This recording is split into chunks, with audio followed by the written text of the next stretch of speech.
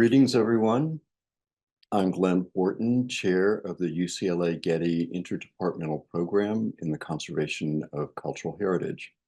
Welcome to another event in our Distinguished Lecture Series. In this series, we invite leaders in allied fields to reflect on larger issues of cultural heritage conservation, which span from technical research and intervention on cultural materials to larger concerns such as authenticity, illicit trade, repatriation. Today, we'll hear from Luis Armando Muro Ynoñán about his work with particular focus on taming the desert, resilience, religion, and ancestors in ancient Peru, an exhibit that is currently on view at the Fowler Museum. This lecture is co-sponsored by the Fowler Museum. As a land-grant institution, we acknowledge the Gabrielino Tongva peoples as the traditional land caretakers of the Tovangar, the Los Angeles Basin and South Channel Islands. The UCLA Getty Conservation Program and the Fowler Museum regularly collaborate with Tongva and other Native colleagues. I'm pleased that a number of our students are preparing their careers to research, care for, and repatriate Indigenous cultural heritage.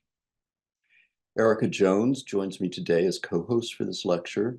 Erica is the Senior Curator of African Arts and Manager of Curatorial Affairs at the Fowler Museum.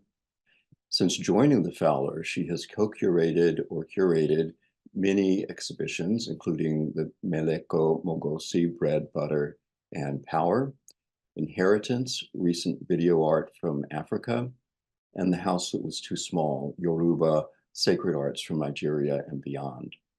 Erica is on the board of African Arts Journal and is co-chair of Collaborations, Collections, and Restitution Best Practices for North American Museums Holding African Objects Working Group. Her publications center on colonial era provenance and the arts of the Cameroon grassfields. I'll now turn it over to Erica to introduce Luis. Thank you, Glenn. I have the pleasure of introducing Luis Muro Ynoñán, who is a Peruvian archaeologist and is currently a curator and scientist in the Department of Anthropology at the Field Museum in Chicago. He holds a master's and a PhD from Stanford University, and he's worked on the north coast of Peru for more than 15 years, focusing on Moche culture. His research interests encompass the study of religion, death, performance, social body and space, as well as absolute dating techniques, remote sensing techniques, and archaeometry. He also explores issues of critical heritage, cultural rights, and decolonial archaeology in Peru. This past summer, Luis led an excavation at a Peruvian archaeological site known as La Otrobanda Cerro Las Animas that uncovered an astonishing 4,000-year-old temple. And just personally, when I saw that he had done this research, it's fascinating, and I recommend that everyone look up the reporting on this incredible work. You will not be disappointed. So it is now my pleasure to hand this over to Luis so we can hear this really interesting presentation. I'm so excited. Thank you so much, Erica. Thank you so much, Glenn. I will go ahead and share my screen.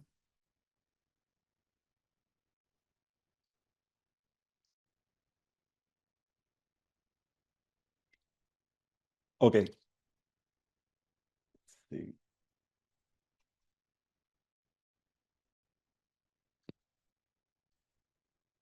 Okay, can you please let me know if you guys can see my screen? Can you hear me well?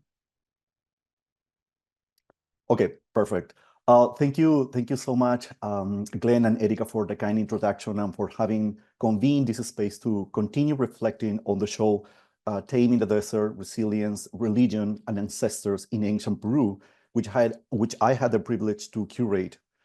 Today, I'm going to speak about some of the underlying concepts that articulate this exhibition, but also, and according to the topics of this lecture series, I will also discuss some of the issues of conservation that we are currently facing in Peru when it comes to the investigation and social use of modern desert landscapes in the coast of Peru, especially as they still are repositories of significant evidence of past human actions and are, until today, in constant use, modification, and adaptation by contemporary communities living in the areas.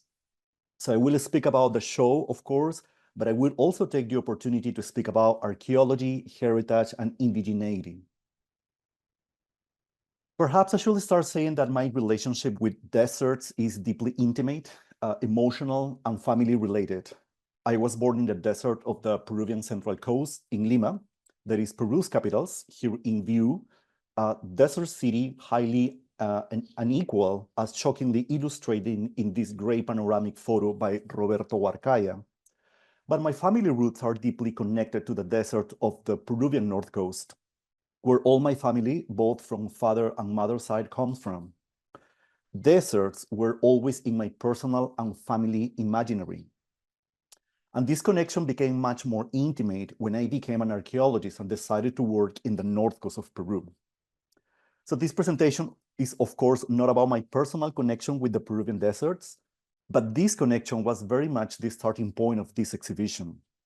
In living and coexisting with others in the desert, although one that has been deeply modified and adapted by modernity and postmodernity, one becomes much more aware of how adaptation, resistance, resilience, and also religion, faith, and spirituality played and still plays a role in surviving in harsh conditions. And we archaeologists are particularly well equipped to study mechanisms of adaptations and resilience, both in the deep past and in today's world. For more than 15 years, I've been studying desert landscapes in their multiple scales, manifestations, and temporalities, using different anthropological and archaeological methodologies, as well as technologies of spatial analysis. And more recently, I've incorporated a more political and ethical dimension in my research, exploring contemporary groups that live in these isolated landscapes, examining their struggles to survive, to be politically visible, to be incorporated in the industries of the archaeological tourism, and to preserve their changing natural landscapes. So in this presentation, although mostly focused on the exhibition, I will try to make more visible how the artworks that this exhibition displays can be better understood when they are positioned in their own cultural, spatial, environmental, ecological, political, and ideological context. And in order to do so, we need to speak about archaeology. So for me, as a field archaeologist, this exhibition has been a very interesting analytical and intellectual exercise through which I've tried to explore the spatial connections of the objects with their own cultural realities. So in this way, we can jump from the artwork in the museum gallery to the archaeological context, and from the context to the much greater landscapes. In the modern collective imaginary, deserts were often considered inhospitable, abandoned, and infertile places, spaces that need to be tamed. And this was only possible through the modern technology mastered by the Western society. However, since very early times, deserts have long constituted backdrops for human occupation, cultural development, and artistic innovation, being the indigenous peoples of the pre-Columbian Americas a remarkable example of that. In one of the driest deserts on the globe, on the Peruvian Pacific coast, early human groups developed resilient and creative strategies for coping with the extreme living conditions. Around 10,000 BCE, ancient Peruvians had conceived ways to exploit the scarce resources while mitigating the impact of catastrophic climatic episodes, such as rainfalls and droughts that occasionally hit the region.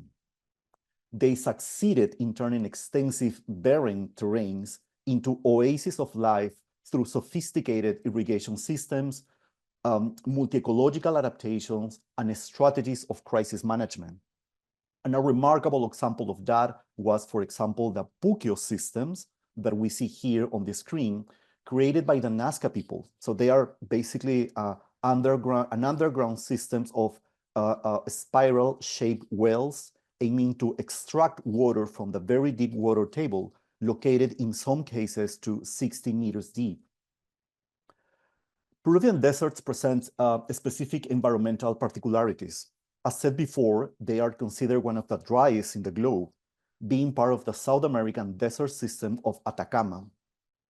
Peruvian desert stretches as an elongated strip between the Pacific Ocean on the west and the Andean mountain range on the east. Although visually infertile, these deserts are made up of minerals which make their soil extremely rich and productive.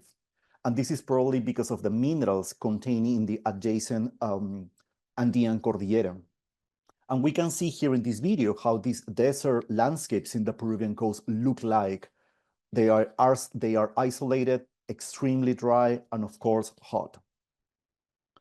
Also, water came and still comes sporadically, although sometimes with an overwhelming destructive force. El Niño southern oscillations, a climatic oscillation in the waters of the South Pacific, leads to heavy rainfalls and subsequent extreme droughts, which dramatically hit the Peruvian coast. The Peruvian desert communities, the Peruvian desert constitutes thus a space of ambivalence between the scarcity and isolation on the one hand and the chaos and destruction on the other hand.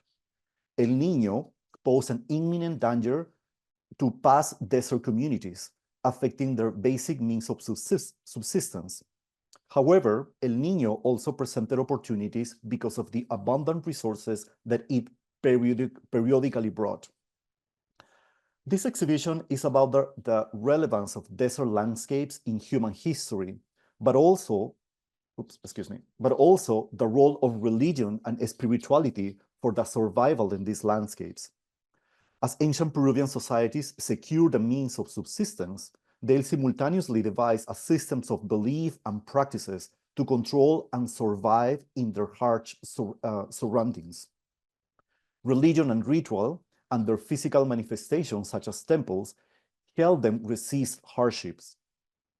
They reconceive the wild desert as a domesticated and social landscape, a sacred cosmos inhabited and dominated by fantastic creatures, mythological beings, and powerful ancestors.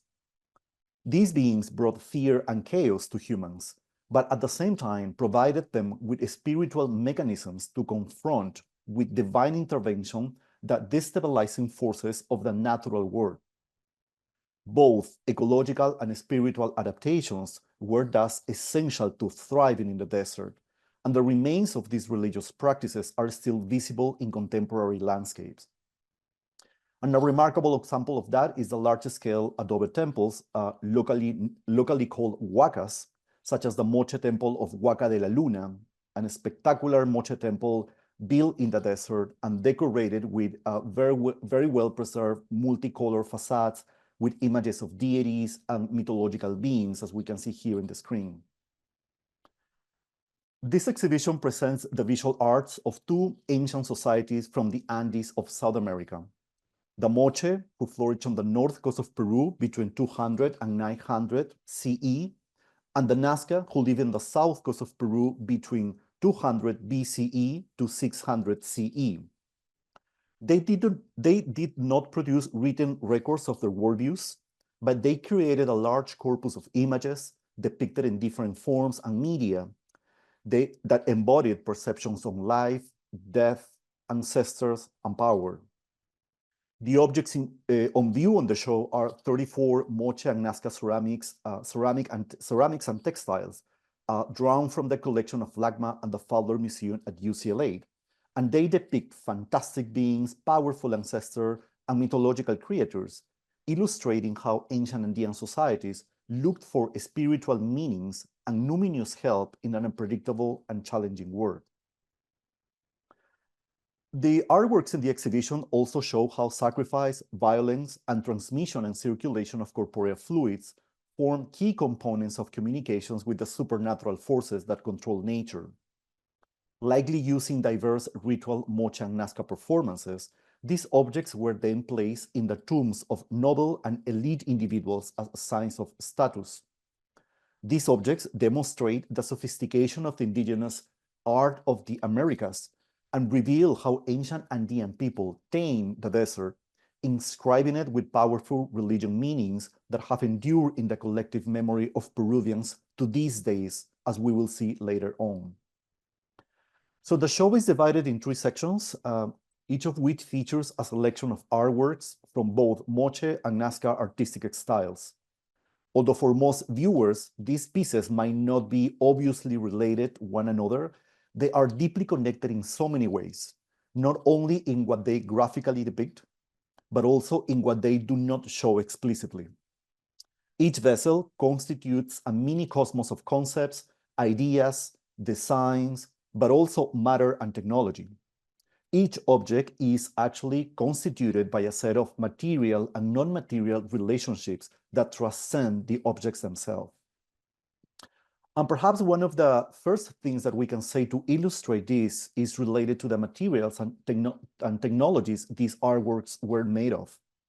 Many of the objects in the show are made of model clays in the shape of bottles, pitchers, bowls, and plates, which were then fired in closed kilns, allowing a careful control of the air and oxygen. Clayish pigments of likely local origin were mixed and used to create the most intricate designs, both realistic and abstract, in colors that are so vivid that have endured the passage of time even until our days, as we can see in this example display in the show. As Professor Stella Nair has recently pointed out in a review of the show, quote unquote, these people were very much aware of the environments where they lived in. And Moche and Nazca artists exploited resources wisely, showing a deep ecological knowledge only possible to acquire through millennia of technological experimentation and careful engagement with the resources. The first section of the show is called Natural Landscapes and Animated Worlds, and displayed artworks depicting some of the entities, both natural and supernatural, that inhabited the desert landscapes of the Moche and Nazca. Both the Moche and the Nazca worship and thus commonly depicted animals such as frogs, spiders, and hummingbirds, among other animals, which probably allow them to track cycles of time and the seasons in the desert. For example, the Moche depicted toads and frogs very commonly, as we can see here on the screen. They were believed to be intimately associated with water, vegetation, and fecundity.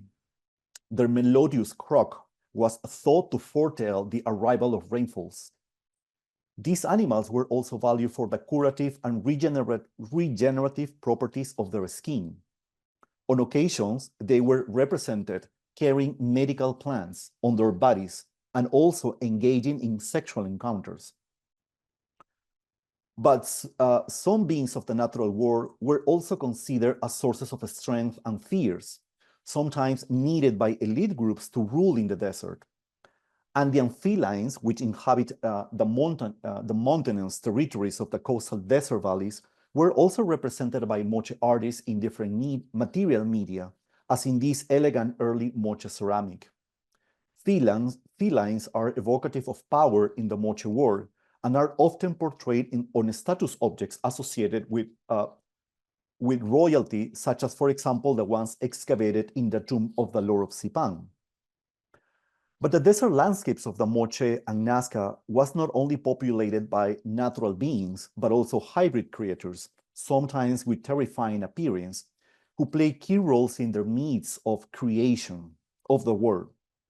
The bodies of these creatures often comprise human, animals, and plant attributes, which endow them with supernatural powers. In the ancient Andes, in fact, bodies were seen as undergoing constant changes, metamorphosis being a core concept in the Andean belief system. This elegant early Nazca bottle, for example, depicts the so-called anthropomorphic mythical being, one of the paramount Nazca ancestral deities. The way how its body is depicted clearly shows the fractal and relational nature of Andean bodies, specifically of deities and ancestors. The being is shown wearing his typical mouth and forehead ornaments shaped like felines, which seem to give him his divine status. His ovoid body is covered by serpent designs, some of which are decorated with trophy heads.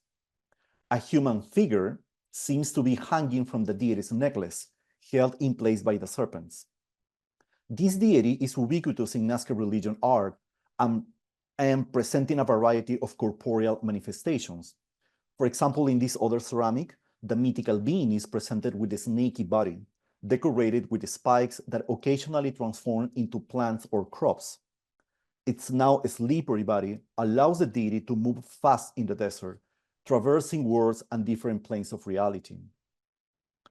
For the case of the Moche, the Ayapaec, the supreme mythological hero, transformed his corporeal attributes while fighting against dangerous creatures of the sea and the desert.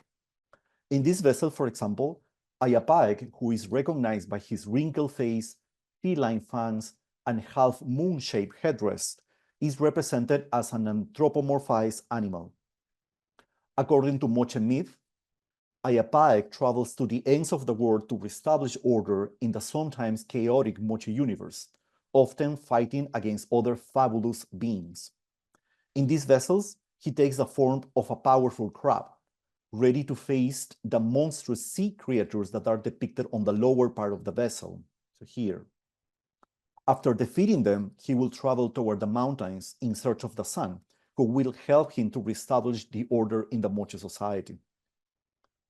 In this other vessel, for example, Ayapaec is shown as half human and half plant, likely a chili pepper. Plants for the Moche possess a particular power since they grew partly in the underworld, that is, considered the domain of the dead and the ancestor, yet also thrive in the world of the living, nurturing them. In showing himself in this hybrid way, Ayapaec demonstrates his capacity to travel between the worlds and use his fertilizing abilities as an ancestor.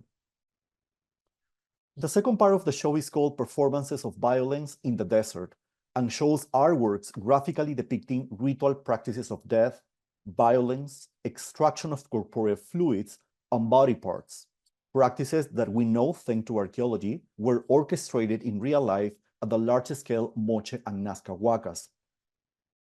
Violence and sacrifice in the ancient Andes were the most powerful means of communicating with the deities, and blood offerings were the most important gift to the natural and supernatural beings who allow humans to survive in the harsh conditions of the desert. The Moche, for example, institutionalized the performances of violence through organized ritual combats led by well-trained warriors. Moche warriors are often depicted as idealized exemplars of beauty, strength, and manhood, as we can see in these elegant vessels of Moche II style in the show. The group identity of one warrior was expressed through different styles of ornaments, such as headdresses and shields. In this example, a warrior wears a headdress decorated with two maces. His kneeling position, facial expression, and the way he holds his clubs and shield indicate that he is ready to engage in combat. And we can find representations of warriors in both ceramic and other media such as textile, as we can see here in this piece of fabric also displayed in the show. This vessel, for example, shows a high-relief scene of combat between warriors that take place in a mountainous landscape, resembling those found in the valley necks of northern Peru. 8 warriors with different style helmets, war clubs, and circular shields appear in the scene. The 2 sitting next to the mountain, right here, are whistling, probably summoning the spiritual forces inhabiting the mountain. The 2 in the middle are engaged in a one-to-one combat. Those in the lower section, which we can see better here, seem to be hunting and are accompanied by hunting dogs or foxes. So this scene indicates that Moche ritual combats were accompanied by a variety of activities, and that mountains, in addition to huacas, were loci for such practices, since they were sacred places associated with powerful deities and forces of nature. For the case of the Nazca, this type of combat scenes was not explicit. However, deities such as the jack-staffed god that we see here appears here as in flight. He is depicted going after trophy heads, depicted here in the lower side of the vessel. According to Nazca mythology, jack-staffed gods hunt trophy heads to be then presented as offerings to major Nazca deities. This particular obsession with human heads and their extraction from human body is also depicted in this moche vessel here on the right side. Here, Ayapaek is shown holding a human head in his hand, as we can see here, possibly from a defeated warrior after a ritual combat. The war clubs of the defeated warriors lie on the ceremonial platform beneath here, and platforms such as the one seen here in this scene were considered portals of communication with the worlds of the ancestors. Severed heads are represented in the form of cups and goblets, as we see here in these two examples displayed in the exhibition. On the right, this Nazca cup represents a human head that was cut off and then decorated with facial painting. Actual severed heads have been archaeologically documented in Nazca temples, probably as part of sacrificial rituals. Biological analysis indicates that Nazca sacrificial victims were mostly male, as is the one shown here, and that a complex process of preparation was followed, including the insertion of a carrying rope in the middle of the head so that it was converted into a portable object. This moche goblet on the left portrays, similar to the Nazca cup, the head of a sacrificial victim. His eyes have been decorated with inlays of shell to highlight his expression, devoid of emotion and human agency. Goblets such as these are often depicted in the narrative moche art as containing the blood of sacrificial victims who were killed either by having their throats slit, decapitation, or other sacrificial practices. The goblet displayed here could have been using similar sacrificial rituals. In some ways, it seems to mimic the Nazca trophy heads documented both in the Nazca art and the archaeological deposits. The third section of the show is called Life Regeneration and Reinstatement of the Equilibrium, and refers to the dichotomy between the chaos that was constantly reintroduced by the unpredictable forces of nature and the reestablishment of the order only achieved through intermediation of the ancestors, gods, powerful spiritual forces. Corporeal fluids, such as the ones obtained through warfare and sacrifice, were employed in diverse rituals linked to fertilizing and repairing the desert. Moche and Nazca vessels evoke the idea of transmission and circulation of fluids between bodies, spaces, and landscapes. Sculptural vessels are represented as receptacles in which fluids are stored, circulated, and transformed. And as Mary Wainsmantel has recently pointed out, quote unquote, these ceramic bodies are metaphors of the territory and the water running through them. For example, in these two artworks, semen and maternal milk are indirectly and yet powerfully depicted. Sex-related moche ceramic vessels are not intended to show pornography or erotism, but rather the passing of vital fluids from one person to another. Fluids can also be passed from ancestors to ancestors, ancestors to humans, and mythological animals to persons. Corporeal fluids, in the same way as water, are conceived as fertilizing and repairing agents of the world. This vessel on the left shows a coitus between an opposite sex couple, probably members of moche nobility. Intercourse in the moche world was a highly ritualized activity, and this depiction is probably related to symbolic practices of fecundity and ancestral veneration. The vessel on the right hand shows another corporeal vital fluid that is also passed between bodies, maternal milk. This breastfeeding mother, probably a moche noble, judging by her braid style and the shawl that she's wearing, holds and nurture a probably noble child. Her right hand is raised, perhaps in a gesture of invocation. But breastfeeding is an act not only performed by living women, but also by female ancestors, as we can clearly see in these vessels, which is one of my favorites of all. The expressionless face with the wide open eyes and tightly closed mouth strongly suggests that she is a dead person. The transmission of fluids from ancestor to humans is a classical theme in both Moche and Nazca religions art. Such scenes may be related to the legitimacy of political power inherited from generation to generations in the Andean past. indicating that it had been transmitted from the body and fluids of the ancestors to the new generations of rulers. Death and ancestors are a ubiquitous topic in Moche and Nazca visual arts, and a remarkable example where this has been taken to its maximal expression is this late Moche vessel with fine line painting style, displayed in the show. Considered one of the most complex expressions of Moche narrative art, this depiction, called by Christopher Donnan the burial theme, depicts what some consider is the mythological burial and subsequent rebirth of the Moche moon goddess or priestess, one of the main female deities and ancestors of the Moche pantheon. And here is where we can really connect museum artworks with no specific provenience with Moche archaeological context, because scientific excavations in San Jose de Moro, conducted by the San Jose de Moro project from Catholic University of Peru, has allowed us documenting exact same items in late Moche burials, and they are usually placed in the niches of the most lavish tombs in Moche cemeteries, near the body of the main individuals, who are mostly females. And this is really cool when we can see how art meets archaeology and how we can study the biography of the objects through archaeological excavations. But all these complex concepts associated to death, fluids, ancestors, and renovations of landscapes were also expressed in other material media, such as textiles. And 4 fascinating examples of them can be found in the exhibition.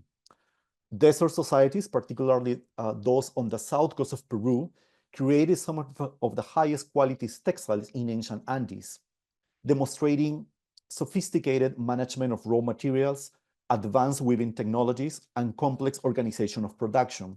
And this is something that we could also see even until today, right? For example, in the contemporary workshops led by Muchik descendants, specifically women from the Lambayeque region, here, so these weaving technologies have been basically preserved, right? They are using specifically the indigenous local cotton that will actually disappear for many years, and they have been able to recover and continue weaving practices by using these raw materials. The gradient and triangle designs on, for example, this tunic called unku, made of camelid fiber, seems to mimic the distant mountains seen from the desert valleys of southern Peru, which is with its typical red, yellow, and brown colors. Ungus were status garments of the Andean and Nazca nobles, who also wore bodily ornaments of gold, silver, and copper to signal their power. This other tunic, or ungu, shows a synthesis of artistic, technological, and religious Moche and Wari tradition. The garment depicts 8 stylized birds with long crests and 3 appendix tails, and also wearing a crescent moon shaped headdress and holding a whip.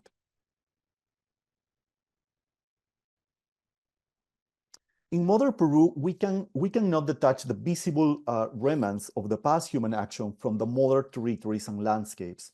Modern territories and landscapes are still encrypted with powerful meanings that have accumulated across millennia of human occupation and process of human resilience. But also they are encrypted with memories and experiences that emerge from the daily human interaction by groups and communities that live today in these territories. And here, I don't want to give much detail about the intricacies of modern desert landscapes in Peru and how people living in them interact with these spaces, but just want to highlight how the archaeological and even historical and artistic studies of ancient objects produced by past groups who thrive here need to also contemplate meanings still encrypted in these landscapes and the challenges in their preservation, especially as these are spaces where process of making of indigenous and mestizo identities are still occurring. Large-scale adobe temples and palaces built by the Nazca and the Moche and their predecessors are still clearly visible in the modern desert landscapes of the Peruvian coast, posing serious questions for heritage authorities, practitioners, and scholars about their conservation, preservation, and integration into urban and rural landscapes of modern Peru. Perhaps one of the most outstanding examples is the situation of the Nazca geoglyphs and lines in the Ica Desert. As I've said, they are gigantic figures that were drawn by the Nazca people on the desert in the form of animal, mythological beings, geometric forms, and lines. And they have been interpreted as spatial markers of water sources and also markers for ritual pilgrimage. So the question here is, how can we protect these landscapes if they really are in constant threat of encroachment, looting, and natural degradation? In recent years, the response to the conservation dilemma in these landscapes has come from the use of cutting-edge technologies and archaeological and ethnographic fieldwork. For example, in a research project which I've co-directed with German colleagues, we have been able to explore the current, we have been able to assess the current conservation status of the Nazca geoglyph through geophysical techniques and multispectral drones.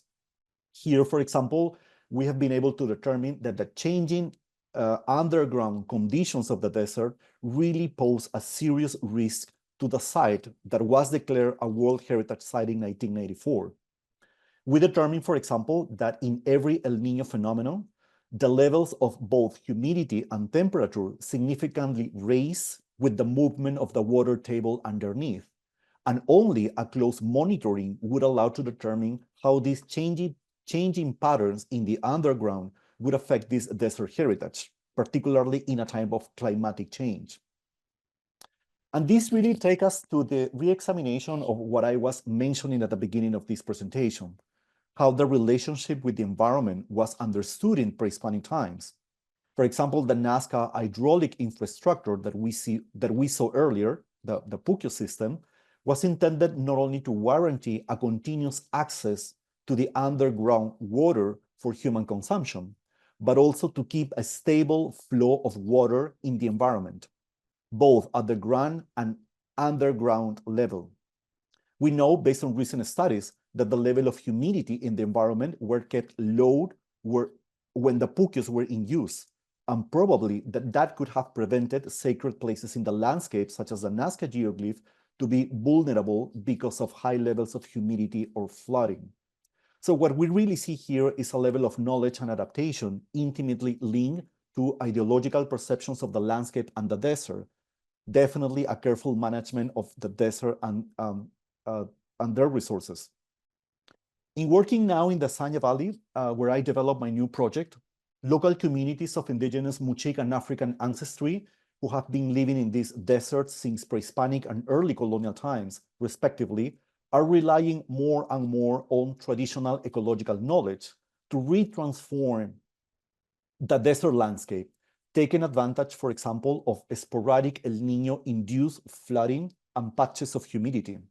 The Colchado family, for example, one of the most illustrious of the Sanya Valley, are promoting the reintroduction and replanting of, for example, endemic crops such as maize, gourds, peanuts, and peppers, similar to the ones that we see also in the ceramic.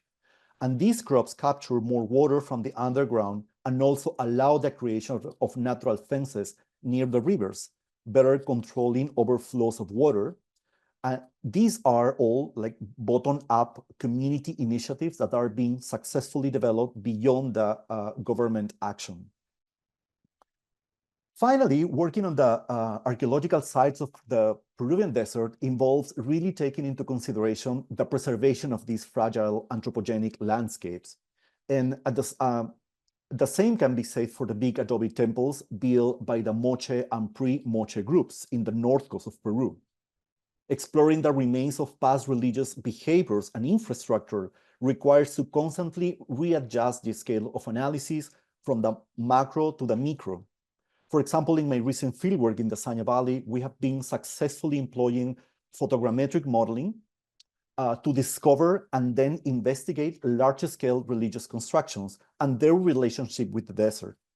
These models have allowed us to explore, for example, the desert in completely novel ways, identifying modifications in the landscapes that would have been impossible to see by the naked eye. So, for example, here, after having been visually removed, the vegetation and modern infrastructure, we can really see the projections of walls, rooms, patios, which are literally buried. So these are hidden architecture that reveals process of human occupations that are much more complex and earlier than what we assume. So to wrap up, the artworks that the visitors will be able to see in the show can be better understood when they are properly contextualized in their historical, but also spatial realities. And we do that not only when looking at the objects and their aesthetic, but also when we really incorporate a multi-scalar analysis of the space and the matter that allow us to integrate these past objects with the lived experience that they enable in a landscape that constantly changes until over time. Thank you. I would just like to take the opportunity to especially thank both LACMA and the Fowler Museum's authorities and team for the support to this project from its very inception. So it has been a true privilege to develop this collaboration under these two museums' guidance and collaboration. I was a LACMA postdoc when I started with this project, and I learned a lot throughout the process. So thank you, LACMA and Fowler colleagues, and also Diana Magaloni and Silvia Forni for all the support throughout this project. Thank you so much. Thank you, Luis. Yeah. That was really wonderful. I now understand why so many people have been contacting me about this lecture, wanting to make sure that they were able to see it. And we've got something like 250 people watching today, and questions are starting to come in the Q&A. Just as a warning, we won't be able to answer them all. We're going to start with some of our own questions, I think, and then see if we can get to some of the ones that come in. But with that, I think I'll turn it over to Erica. You want to ask the first question? Yeah, thank you. And thank you, Luis. That was, it's like I've heard you talk about this topic many times, and every single time I learn something new, and it's wonderful. So something that you touched upon that I'm hoping you could talk about a little bit more is climate change and the impact of climate change. And there's sort of, it's kind of like I want to take this question in two different directions, which is, because we're talking about a part of Peru and these cultures that lived in what could be seen as inhospitable climates, like, is there something that we should be learning from these archaeological sites, from past practices, that as we enter sort of like in the Anthropocene, as we enter this phase of climate change and extreme unpredictable climate, what are some lessons that we can take away? And then also sort of on the flip side of that, how is climate change really impacting how you do your work? I can only imagine that the last 15 years have seen a shift in archaeological practices, because whatever you're unearthing, whatever you're doing, the impact of climate change is going to be tremendous on those sites. And so, I'm wondering if you could speak to sort of both sides of this climate change issue. Yeah, thank you. Thank you so much, Erica. Those are like very great questions. And we're really thinking what is the best way to respond to this question, because it's very complex, right? Even sometimes very political, right? But, especially because these landscapes are constantly in many ways threatened, right? By modernity, by urban development, by political promises, etc., right? But the North Coast in Peru, like in general, in recent years has became such an important space to precisely study long-term processes of human adaptations, right? So North Coast of Peru has been definitely has drawn the fascination of people, because it's not only full of archaeological sites, but we actually see mechanisms of adaptation all over, right? And the first people inhabiting these spaces actually date back to 12,000 years BCE. So we're speaking about a landscape and a space that has been continuously being used and occupied.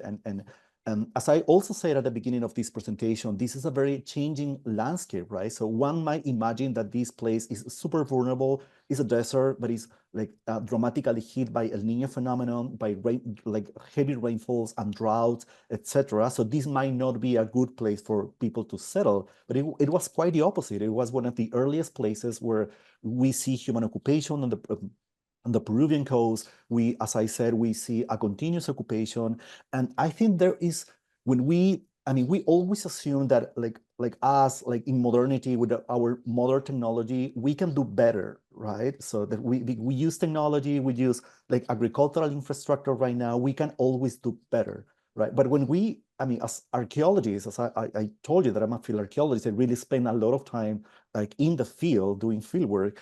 When you do surveys, for example, in different parts of the valleys of the North Coast, you see like landscapes that were full of agricultural infrastructure. It's really striking to me, you know, as an archaeologist, as a Peruvian, when I go to these isolated areas in these coastal valleys, the large amount, for example, of agricultural fields that were pre-Hispanic agricultural fields, and we, at some point, so they stopped to be used, they were destroyed, right? And also agricultural infrastructure, the large amount of hydraulic infrastructure that we can see, you know, from very ancient times, that include, for example, large-scale irrigation systems, that include dams, for example. So they used to live in vulnerable landscapes, but they really knew how to take advantage of this very vulnerable landscape. And something that also comes to my mind is that great work that is being conducted by Ari Karamanica, for example, right, where she has been like studying these vulnerable areas, the ones that were flooded by El Nino phenomenon, for example. So one might assume that people were just like running away from those vulnerable areas, but it seems that it's quite the opposite. I mean, they were really, settling down very sporadically in places that are very vulnerable, right? Taking advantage of the large amount of water. Like nowadays, like in Peru, every time that El Nino hit us, I mean, we see a large amount of water, passing in our eyes toward the ocean, right? But it seems that in the past was very different. I mean, they were really taking advantage, right, of this large amount of resources that, of course, was a destructive force, right? But at the same time, they accumulated in very specific areas of the desert, and they started building agricultural infrastructure, a sporadic one, but still agricultural infrastructure in these places to take advantage of those resources. So it's really striking to me as an archaeologist when I see like nowadays how these are just like isolated desert landscapes where nothing happens, nobody wants to invest in them. But then as an archaeologist, when we visit these areas, they were very much like a living landscapes, full of agricultural infrastructure with a very interesting like strategies that were developed to take advantage of these resources. And like like a traditional communities living in these landscapes as the ones that I show. And this is something that I really learned, like, in doing fieldwork in the Sanya Valley, which is a valley that I'm just starting to explore. Like people there are really, they have all this knowledge. I mean, there is a knowledge that they're really using, right, in order to protect their landscapes better, to take advantage of the resources of their landscapes, right? So it's really striking to see how we always assume that past people, we do better than past people. That is actually quite the opposite. And archaeology is very eloquent, like in saying, no, people were doing better than us, and people adapted in like better ways. Okay, I have I would love to continue talking about climate change and traditional ecological knowledge. But I think since we only have a few minutes, I'll just switch to a completely different topic so we can hit on different things. And that has to do with community relationships with the past. We in conservation are really going through a shift in our field where we're recognizing that the importance of what we do is not only preserving cultural heritage for future generations, but also we have the opportunity to connect contemporary people with their pasts through these objects and sites that are in our care. And I'm wondering, so we work with a lot of indigenous people and, with objects that their grandmothers made so it's a very close connection. In your case, with Moche and Nazca objects, it is, well, it's a question, how disconnected are they? What kind of traditions are maintained? But then also, how do people today, local people, even think about the violence, what we might call sexual imagery in these ceramics? Yeah, how do they connect, and how can we find value in these connections with these objects and people today? Yeah, thank you so much, Glenn, for that question. And that really gives me the platform for like different things that I've been writing about recently, because like I personally been very critical with my colleagues, with archaeologists in general, as especially the ones like working with directly with communities, right? Because I mean, there is like a different type of community work and community engagement work that archaeologists has been doing in different parts of Peru. I've been very critical, like in my recent writings about that, because I'm something that is interesting that is happening in places, specifically in the North Coast, is that like archaeologists are really making like important decisions, right, that really affect people. And I'm not only speaking about the excavation, the discoveries, and the past narratives. I'm always speaking that the large amount of investment that is now being put in the hands of archaeologists, right, is being very critical. And archaeologists are really playing like roles, or are playing these narratives about Moche identity, Nazca identity, that is really affecting people, not necessarily for the good. So I've been doing some ethnographic work with communities about how they feel, I mean, how they, if they develop this kind of attachment with ancient, with heritage sites, for example, or how they actually, they reproduce their identity, if it's related with the discourses provided by archaeology, or if it's quite the opposite, right? And sometimes archaeology has fallen in these discourses in which I decide who is who. I decide if you are a descendant. I decide if you deserve that connection with this ancient archaeological site, right? So I decide if you qualify, right, as someone who can, you know, like hold the ancient Muchik identity, for example, right? And I've been very critical with that, because and that, like, I have like two hats, right? Like, I'm an archaeologist, but I've been doing a lot of like ethnographic work. I'm also an ethnographer, and I've been doing a lot of interviews, conversations with people to really see. I mean, I just like really, I don't like when archaeology just assume and don't actually get the opinion of the people of how they want to build those connections with these sites, how they want to build those connections with these objects, right? Every time that there are discoveries in the North Coast, it's really, not only in the North Coast, I would say like throughout Peru, it's really incredible how people react to that. So I've not seen like these like in any other country, or perhaps, but I've not been aware of, like every time that there are big discoveries in Peru, there is this sense of national pride about the Peruvian past, the Peruvian history. So now the Peruvian past is really very, very much imprinted in the Peruvian collective imaginary. So the pride that people feel every time that there is like big discoveries, or every time that, you know, like new information is gathered, or about, you know, ancient people, ancient Peruvians, people react in really positive ways. So the impact that archaeological discoveries has on people is really incredible. But the problem is what they do with that information, and how that affects actually their rights. But I've been like doing a lot of research about cultural rights versus like human rights, right? To what extent just the acceptance that you are a Muchik descendant, an Inca descendant, that you're a Quechua speaker, that would also become, like, transform you into a full Peruvian with all with all your rights. I mean, it's not only about you being a descendant and still living in very, you know, isolated areas without even, you know, basic services. It's just like, you know, I recognize your identity, but with that recognition, there is something else that you will get from that with that recognition. So I think that archaeology has in many ways played a role, I mean, for the good or for the bad, right, in how they, you know, how they interfere in this process of identity making, right? So yeah, the discoveries are important, and they inflate, you know, the Peruvian pride about the Peruvian history.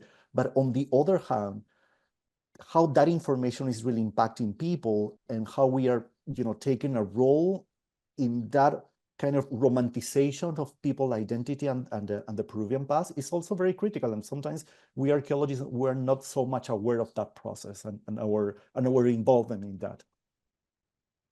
Thank you. I think we have time for maybe one or possibly two more questions. Do you? Yeah.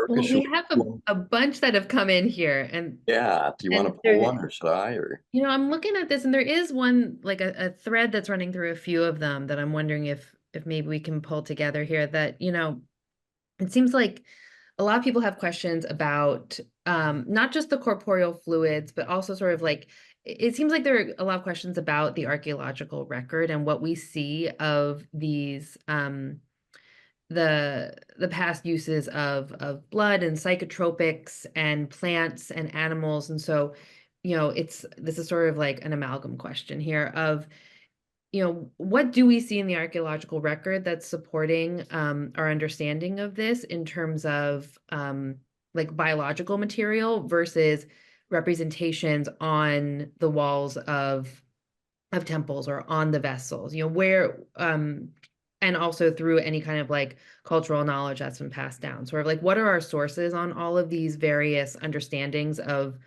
practices? I guess that sort of pulls together a few questions, I think. Okay, so the question is how we have been like learning more about these Yeah. like ritual practices and the hallucinogenics and fluids and Yeah, all that. because Is that people are, you know, like someone's asking, do we see traces of blood in any of these vessels? Do we see okay? traces of psychotropics in any of these vessels? Do we see, someone's asking about specifically these toads that we see in the vessels, you know, is there any kind of Okay. information that maybe like, you know, secretions were used in any way? Yeah, thank you. So actually a very great question. And so yeah, yes and no. Like yes, because I mean there have been some studies conducted, for example, of the interior side of some moche goblets, right? And some people have identified these kind of blood molecules that have been really found in the walls of the ceramics. So I would say that there is evidence that strongly suggests that, like for example, goblets, as the ones that I presented, and is also in the show, they contain, you know, like a corporeal liquids, corporeal fluids, mostly likely like blood, right?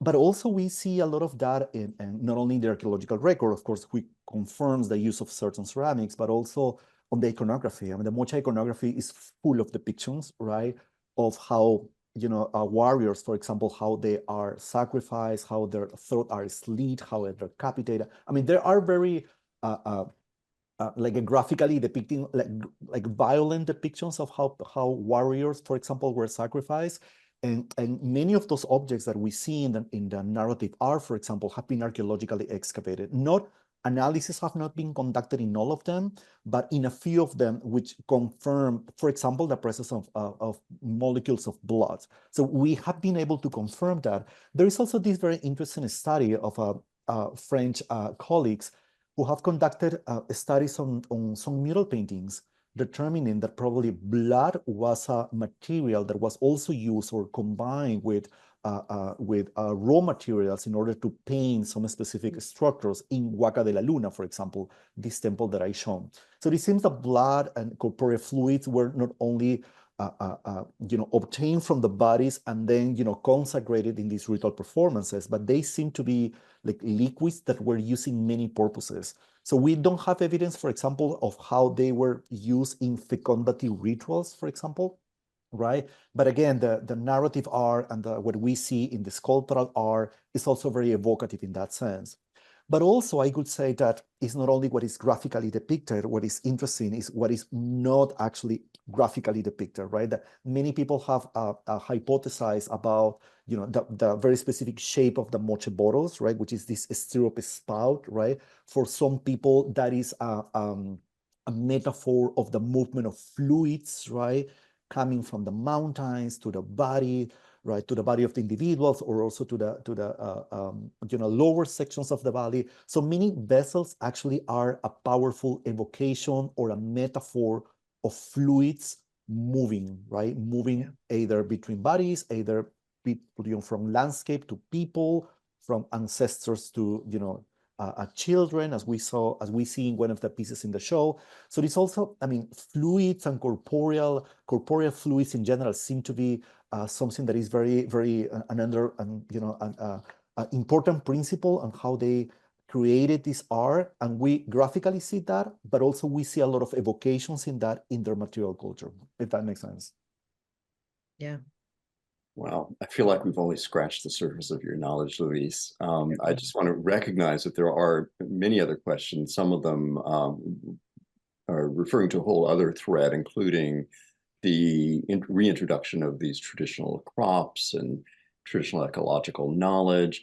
Unfortunately, we are at the end of the hour, so just have to say that I hope we get another chance to learn more from you. And thank you so much. I want to let everyone know that the Fowler exhibition is still open. How long is it open, Erica? I think it's open till April 13th.